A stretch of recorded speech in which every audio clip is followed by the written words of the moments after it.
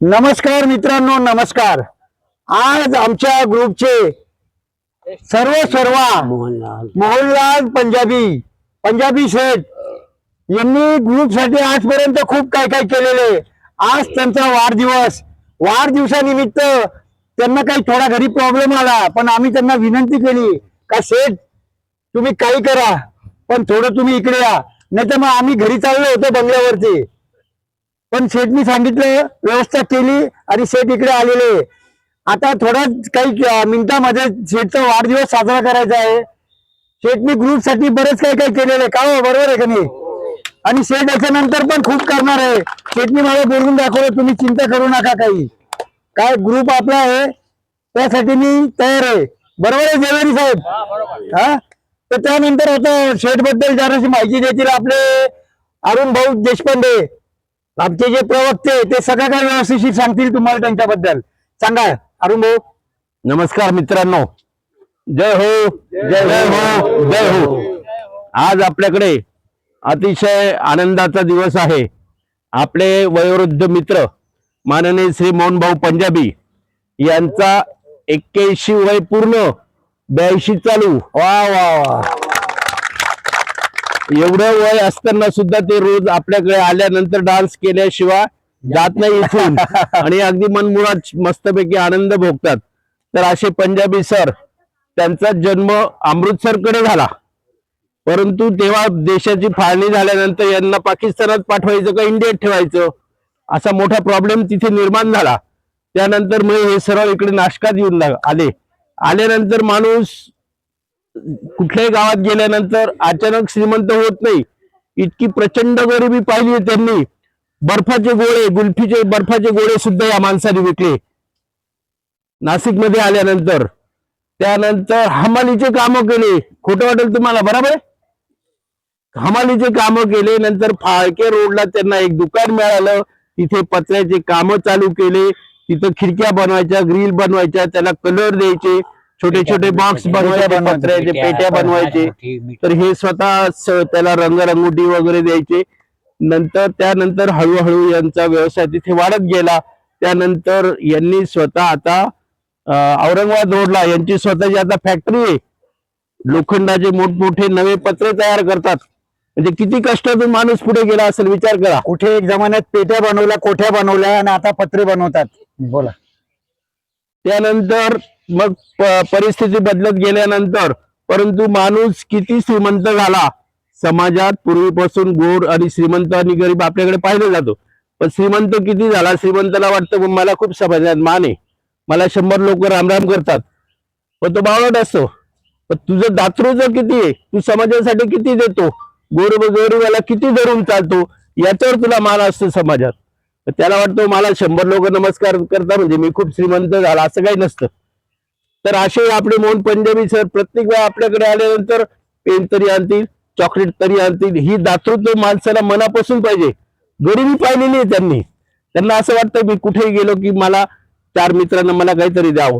कुठल्याही चौकात जरी गेले ना, मी स्वतः बघितलं, कुठल्याही चौकात गेले ना, मंदिरात काही कार्यक्रम चालू असला का तिथे लगेच साखर आणून देतील, रवा आणून देतील। एवढं दातृत्व लागतं माणसाला। ओळख पाळख असो नसो, कुठेही गेल्यानंतर ते दान धर्म करत असतात। त्यांचं पुढील आयुष्य खरोखर खूप सुंदर जावं। आपल्या सर्व जय हो ग्रुपच्या तर्फे त्यांना वाढदिवसाच्या हार्दिक शुभेच्छा, हार्दिक शुभेच्छा, हार्दिक शुभेच्छा। पंजाबी साहेबांना एक पोरगा आहे, तो पण आता तो व्यवसाय पाहतो। त्यानंतर त्यांचा नातू आज हायकोर्टात वकील आहे, ऍडव्होकेट आहे हायकोर्टात, आणि मुली पण आहेत त्यांना 2-3 आर्टिकेट आहे। हा, तर असे पंजाबी साहेब। आणि त्यानंतर त्यांचं उर्वरित आयुष्य अति छान आणि सुंदर जाओ। आप हमेशा जिंदगी भर हमारे साथ एवढेच आमच्या शुभेच्छा। जय हो जय हो जय हो। औरत सुप्रीम हायकोर्ट की आहे, अच्छा, त्यांच्या सुनबाई पण सुप्रीम कोर्टाच्या वकील आहेत, जज जज वकील आहे, वकील। आणि नातू पण त्यांचा वकील आहे, ऍडव्होकेट म्हणतात ते, बॉम्बे हायकोर्ट। मुंबई हायकोर्टाला। आणि मुली आर्किटेक्ट आहे त्यांच्या। आता त्यांचं पुढचं सांगा। आणि त्यानंतर आज आपला जेहो ग्रुप उद्या ज्या रामाला आपलं पूर्ण जग नतमस्तक होतं त्या रामाच्या दर्शनासाठी जात आहे. जे जे जाणार आहे त्या सर्वांना प्रवासाला हार्दिक शुभेच्छा. अतिशय आनंदात जायचं, आनंदात यायचं, कोणाशी डोकं लावायचं नाही, वादिवाद करायचा नाही. आपल्या शेजारी कोण बसलेला होता तो परत गाडीत आला आहे का नाही हे प्रत्येकाने काळजी घ्यायची. प्रत्येकाने एकमेकाची काळजी घ्यायची. ग्रुपला सोडून इकडे तिकडे जायचं नाही की मी तिथे फुटाने घ्यायला गेलो, शेंगदाणे घ्यायला गेलो, असं करू नका. एक साथ या, एक साथ मजा करा, मस्त एन्जॉय करा. आमच्या सर्वांचा रामाला नमस्कार सांगा. जय श्रीराम. जय श्रीराम. हे संजू भाऊ सांगितलं ना तुम्ही आपल्याला. तर आज पंजाबी साहेबांचा 81 वाढदिवस असल्या कारणाने त्यांचे खास मित्र देवणी साहेब त्यांना श्रीफळ देतील, शाल देतील आणि त्यांचा सत्कार करतील. कैसे पूरा हो गया. हा 82 चालू बरोबर. त्यांनी शाल दिल्यानंतर परत मी शाल देणार. सर्वांनी टाळ्या वाजवायच्या. वा वा वा सुंदर. बंगाली साहेब त्यांना श्रीफळ देतील.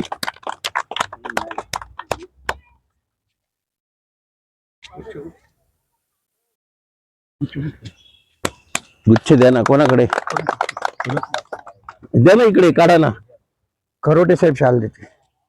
त्यानंतर आपले ग्रुपचे सर्वा खरोडे बाबा त्यांना स्वतः श्रीफळ देऊन जय श्रीराम. जय श्रीराम. ती वरची पिशवी काढून घ्या. आपला ग्रुपचा गुच्छ देतील त्यांना. तिकडून हात लावा. घ्या हात लावा. हात लावा, हात लावा. घे दादा. या तुम्ही पण लावा. फोटो काढ रे मागचा. वाढदिवसाच्या हार्दिक शुभेच्छा. वाढदिवसाच्या हार्दिक शुभेच्छा. वाढदिवसाच्या हार्दिक शुभेच्छा. फोटो घे रे. फोटो जवळ येऊन घे, जवळ येऊन उभा घे. ये लवकर. आज चांगला काढ जरा फेसबुकला टाकायला. आहे फोन येईन तो.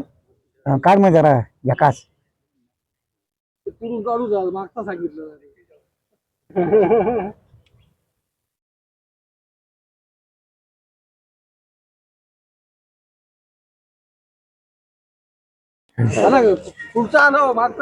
मागचं नाही आलं काय?